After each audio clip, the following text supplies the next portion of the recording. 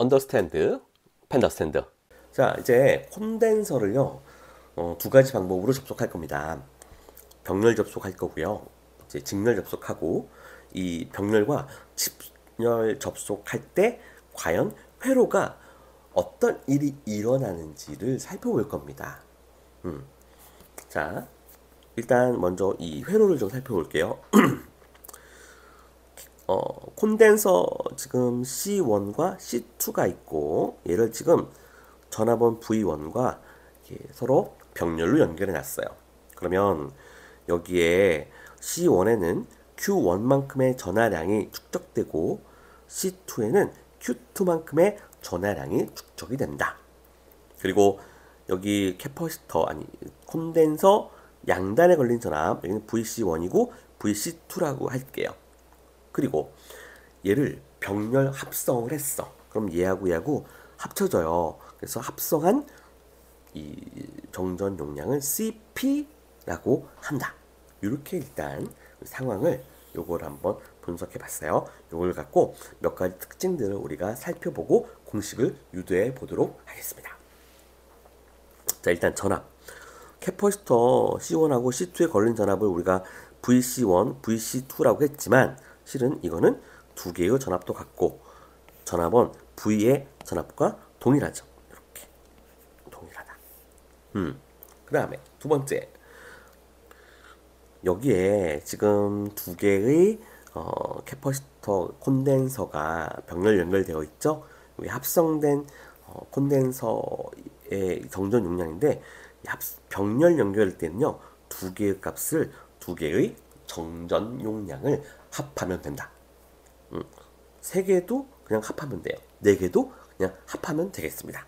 이렇게 그냥 덧셈을 좀 해주면 된다라고 아시면 됩니다. 왜 그래요? 물론 이제 뭐 그 평행판의 면적이 늘어나기 때문에 덧셈이라는 게 원래 맞는 말인데 물론 그 부분까지 말씀드리면 좋지만 시간도 부족하고 네. 시험 문제에 요거까지 안 물어보니까 네.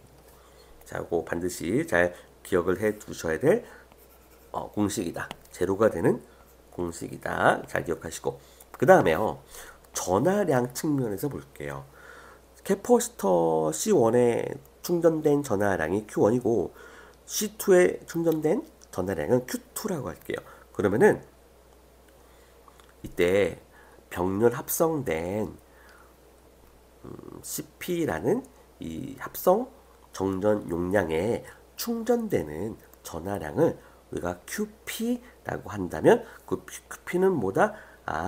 Q1하고 Q2하고 더한 값과 똑같다라는 겁니다. 아셨죠? 네. 그래서 얘하고 합한 값이 얘야. 이렇게 이해하면 되겠다. 그리고 여기 중요한 공식 하나 좀 짚고 넘어가 볼게요. 우리 Q1 여기에 축적된 전하량은 Q는 CV라고 했죠. 전하량은 걸린 전압 VC1과 정전 용량 C1을 곱하면 Q1을 계산할 수 있다. 그래서 여기 Q1 곱하기 VC1이고 V 전압은 똑같으니까 그리고 Q2는 C2 곱하기 V 이렇게 해서 계산할 수 있다는 겁니다. 자, 그러면 여기서도 그 공식을 한번 써볼게요. 전하량 QP는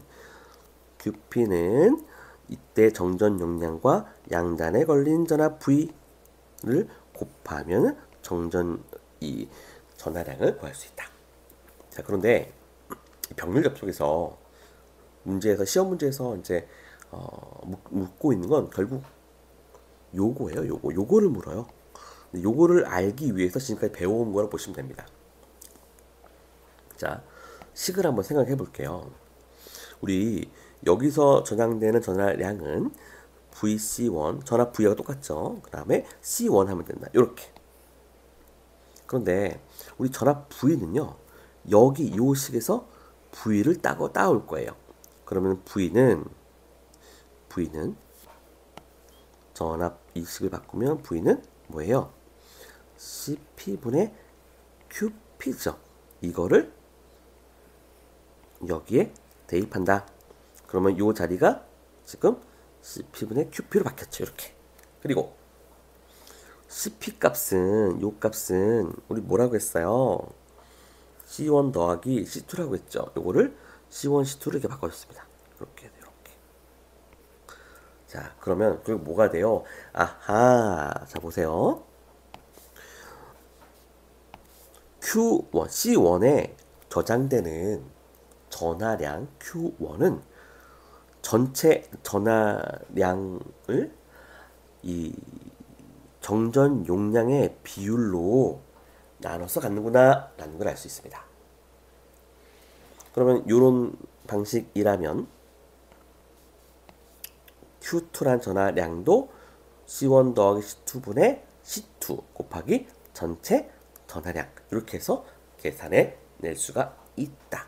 알겠죠? 그래서 우리가 이제 뭐 여러 가지 이렇게 막 배워왔는데 실은 결국 요거를 우리가 계산해 내는 게 중요한 겁니다. 시험 문제 여기 나와요. 그래서 그 전하량은 정전 용량과 비례해서 전체 전하량이 분배가 돼서 나눠진다. 이런 컨셉을 이해하고 있어라. 기억하고 있어라. 그리고 나서 공식은 주섬주섬 우리가 맞춰보면 된다.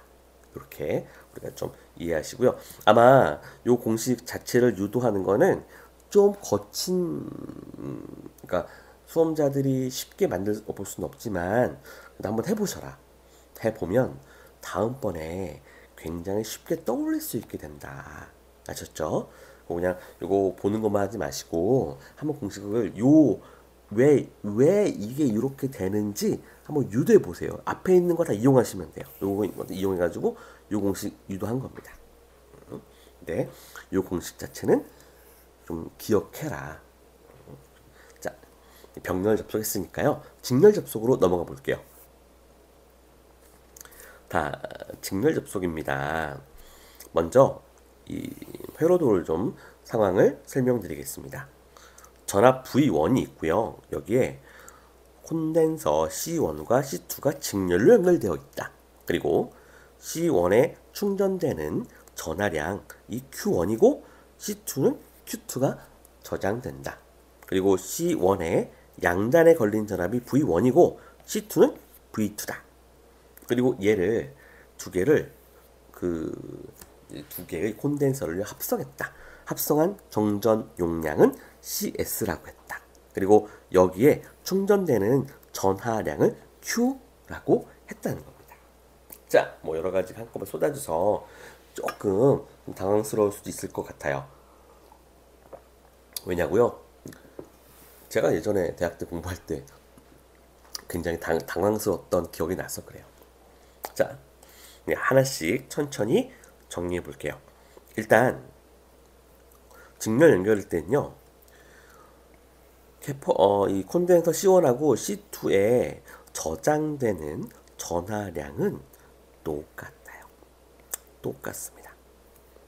그리고 심지어 이걸 합성한 정전 용량 CS에 충전되는 용량도 똑같이 Q다. 다 동일하다. 요거 좀 쉽게 와닿지가 않을 텐데 그럼에도 불구하고 잘 기억해둬라. 여기서 묻는 시험 문제가 나온 적이 있다. 그리고 두 번째요. 직렬 C1과 C2를 직렬 연결했을 때 합성 정전 용량은 CS분의 1은 C분의 1 더하기 C1분의 1 더하기 C2분의 1로 한다. 만약에 하나 더 있으면 어떻게 돼? 하나 더 있으면 이렇게 C3분의 1로 이런 식으로 표현한다. 그래서 요 식을 기억하시면 편하다. 네, 이것도 굉장히 중요한 식입니다. 네, 앞으로 많이 이용할 겁니다. 그리고 C1, 자 우리 V1 여기 걸린 전압 V1이라고 한다면 우리 Q는 CV란 공식 암기하고 있으라고 했죠. 그러면 V는 뭐예요? C분의 Q죠. 요 식을 이용해서 요거를 맞는 겁니다. 그러니까 V1이라는 전압은 Q 나누기 그때 정전 용량 C1 하면 되고 또 V2는 Q 전하량 나누기 분의 C2 하면 된다. 그리고 여기에서 볼게. 여기에서 전하 Q는 이때 정전 용량 CS니까, 그리고 걸린 전압 V니까 Q는 CS 곱하기 V로 볼 수가 있죠. 그래서 여기서는요, V1과 V2를 계산하는 게 시험 문제로 나와요. 그래서 V1은요, 우리 이렇게 구했죠. C1분의 Q, C1분의 Q라고 했어요. 근데 우리 Q는 뭐라고 했어요? Q는 CS 곱하기 V라고 했죠. 그래서 Q 대신에 CSV를 넣었어요. 그런데 우리 여기 그 직렬 합성 정전 용량 CS는 C1 더하기 C2 그다음에 분의 C1 곱하기 C2 요걸로 바뀌어요. 왜냐면 요거 있죠. 요거씩 정리하면 이게 되거든요. 요거. 자, 그래서 요거 곱하기 C1은 그대로 이렇게 들어가고. 그래서 결국 여기 C1 서로 약분되면 C1 더하기 C2 분의 C2 곱하기 V 하면 뭐예요? 여기 V1 전압을 계산할 수가 있다. 그런데 아까 우리 병렬 때 전하량은 그 정전 용량에 비례해서 나눠졌지만 전압은 뭐예요? 전압은 여기가 C2잖아요. 그러니까 전압 V가 각각 분배가 되는데 정전 용량과 반비례해서 이 분배가 된다라고 우리가 이해하실 수 있습니다. 네, 이런 식으로. 그래서 V2는 C1 더하기 C2분의 C1이다. 그리고 곱하기 전체 전압을 하면 된다. 이렇게 우리가 기억해 봤습니다.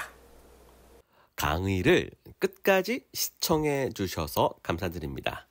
강의가 마음에 들으셨다면 구독과 알림 설정 꼭 부탁드립니다. 감사합니다.